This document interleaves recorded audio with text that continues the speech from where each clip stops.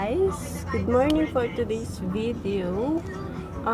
Tatagal-tagal din yung mga huli natin mga videos. Pero this time, hindi ako masyadong busy today. Kaya nag-isip ako, I decided to gumawa ng birth certificate ng mga aking pets since low budget tayo. Kasi diba kapag kunya nagbabakuna sila ng mga vaccine, so libre lang din siya dito sa lugar namin. So every year siya.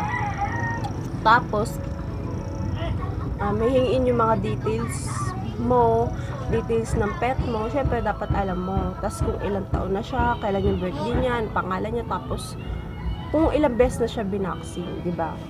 So I decided to gumawa na lang ng birth certificate using this colored paper. Ang colored paper na lang to ay binili ko lang dito sa amin. Kasi syempre 'di ba pag nagagawa tayo ng mga birth certificate ng mga pets, alam ko siguro pricey siya. Pero para katulad sa akin ng low budget lang at gusto ko rin na magkaroon siya ng details kasi 'di ba minsan sa sobrang dami mo ng pet, hindi mo na masyadong kabisado kung ilang vaccine na ba siya, ilang ano na ba siya. So eto na. Gagawa ako. Gagayahin ko to birth certificate ng anak ko. Ito. Gagayahin ko siya. Pero hindi yung kabuuang talagang details. Yung mga iba-iba lang. Parang medyo babaguhin ko lang. Ganun. So, let's start.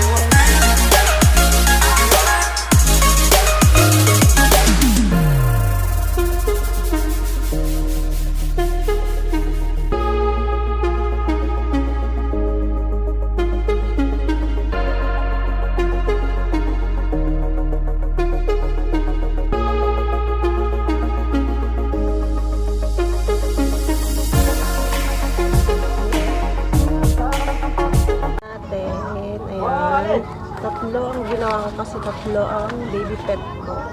So gagawin natin, sulatan na natin yung pangalan yung buong form na to. Papakit kasi ni mama. Kasi napilatan ko natin yung next is booklet naman nila ng vaccine. Wait for a while. Yes, eto na, nagbabalik ulit ako at natapos ko na siyang booklet nilang tatlo.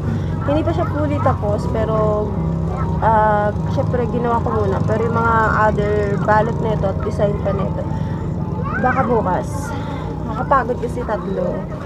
So, bawat isa ayan na. Tapos, meron sila dito, pag open mo pa lang, is meron silang naka-indicate na kung kunwari, nakalagay na sa taas pangalan niya, Chanel, example, Chanel, baby dog namin.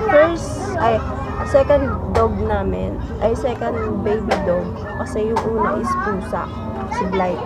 So, yan, nakalagay na sa pangalan, para pag kung sakaling may bakuna silang darating, at least, yung information nila, ito pala. Nakalagay dito yung pangalan ng dogs, sa taas kung anong gender,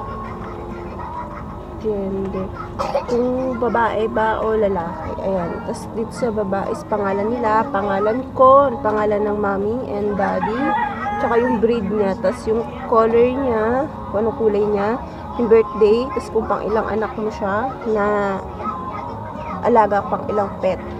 Tapos tirahan niya, tsaka dito sa baba, nalagay dito sa baba is yung thumb mark nila. Parang ganito din sa Tapos dito pala sa second part is kung ano yung type ng vaccination niya, kung anti-rabies ba or pang vitamins lang ba or something. Tapos kung ilang vaccine na yung nagawa sa kanya this year. Tapos kunyari this year, example this year, ilan. Tapos year and date. Kung hindi matanda yung date, at least yung year, kasi minsan katulad nung kay Blight, nakalimutan ko siya, tsaka hindi siya nakalimutan kasi hindi ako pagawa ng ganito. Pero this time gumawa na ako kasi tinatanong nila every year kung nakailang vaccine na siya, kung ilang taon na siya, tapos kailan yung pinaka-birthday niya. So, kailangan memorize natin. Lalo na kung, kunyari, katulad ko, 3 na sila. 1 pusa, 2 aso. So, we need this. Tapos, kung may mga naramdaman sila mga symptoms na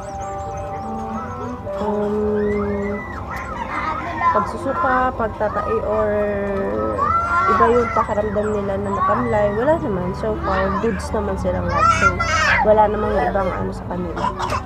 Tapos, yung pirma ng kasi hindi na sila nakakapirma kasi nga, kagagawa ko lang nito.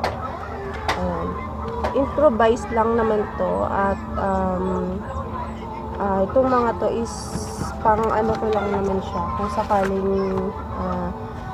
hanapan ako ng mga information at nakalimutan ko bigla. Alam mo na, syempre, mami tayo at na may postpartum tayo, tapos nakaranas tayo ng panganak. Syempre, medyo nakakalimot din tayo minsan. So, we need this to guide us. Syempre, 3 na yung baby ko. Ay, bali 5 na sila. I have 2 kids. I have 1 cat and 2 dogs.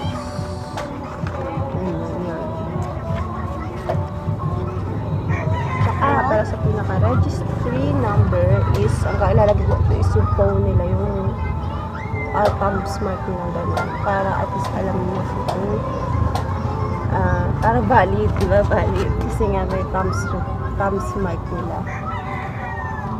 So, ayun. Ayun lang. Next time, papakita ko sa inyo yung finished fully product ng mga booklet, tapos ito, yung may thumb smart. Tsaka, dito sa baba pala, may pirma namin. Pirma ko, pirma ni Dad, tsaka yung nagpaanak. Since, hindi namin makakapirma yung sino man yung nagpaanak. So, gagawa na lang ka ng invento. Diba? At least, ito lang yung information niya. Kung sakaling, nakalimutan mo yung details niya, at least, meron kang proof. Diba? Hindi nag-isip pa, kasi ganito gusto din. Hindi mo pwedeng kalimutan. Kasi pag nag-alaga tayo ng hayop, hindi lang basta alaga. So, ituring na rin natin silang parang anak natin. Tapos ituring na rin natin silang kasama natin sa bahay. Hindi lang basta yung, inampun ko lang rin. Tapos, bala ka na kung ilang vaccines yun. Importante kasi yun sa mga nagba-vaccines. Ilang vaccines yun. Pag nakalimutan mo, shoot. Anong sasabihin nila sa'yo, diba? Talagang nag-aalaga ka ba? Hindi mo alam yung vaccine na kung ilang vaccine na siya, tapos hindi mo alam yung birthday niya, kung hindi mo alam yung details niya, diba? Para sa pag nag-aalaga ka, ibig sabihin, hindi ka pure parent talaga. Okay. Ayun.